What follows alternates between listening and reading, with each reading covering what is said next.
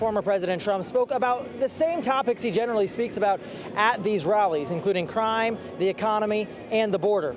But he made no mention of the Republican candidate for governor here in North Carolina, Mark Robinson. After a lightning strike hit the top of this steeple, a fire quickly spread throughout this entire Wilson County church, destroying it. The new signage here on the side of the building is really the dawning of a new era for this part of Raleigh, and Tom Dundon is determined to make it happen. The jury only deliberated for about 9.5 hours in this case. A case of this magnitude, that is a short time when you talk about 34 felony counts that the former president is facing. It was all caught on the 16 different cameras this owner has, both inside the building and outside. And take a look at this.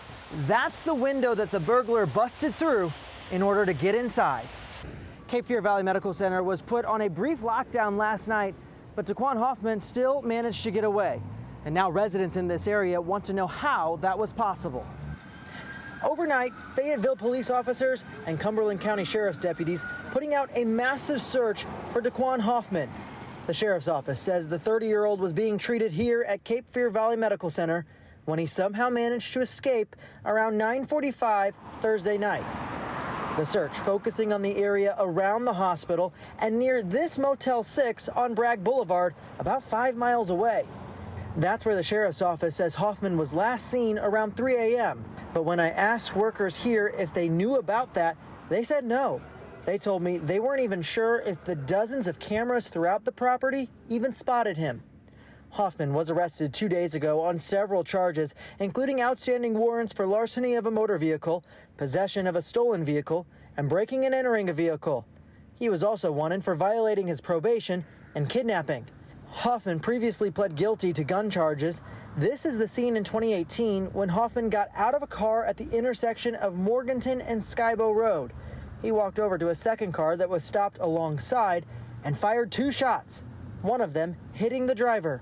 In 2019, Hoffman was sentenced to over 6 years in prison, followed by 3 years of probation. I'm working to learn how he escaped custody from the hospital. Brett Knese, WRAL News, Fayetteville. Neighbors tell me this part of the complex sees all sorts of crime, and the security cameras that these buildings are equipped with do nothing to deter it.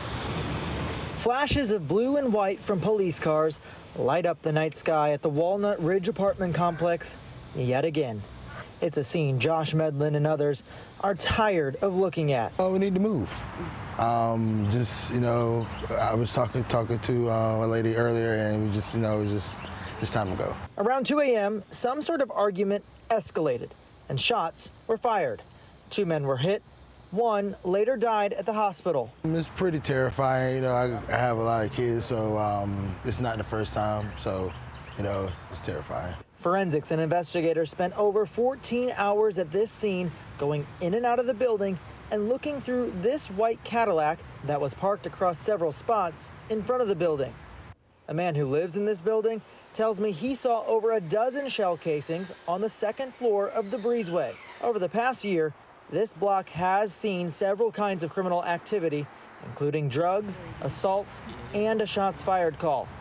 Just last month, this was the scene of a deadly shooting that happened nearby. Medlin says this neighborhood is no longer safe for him and his kids. We just stay in the house. It's kind of what we do, we get them everything they need, and just come outside to go to school. Police arrested this man in connection with today's shooting, 24-year-old Marquette Sykes, charging him with assault with a deadly weapon with intent to kill and possession of a firearm by a felon. Raleigh police tell me Sykes could be facing additional charges. I'll stay on top of the story and keep you updated. In Raleigh, Brett Knese, WRAL News.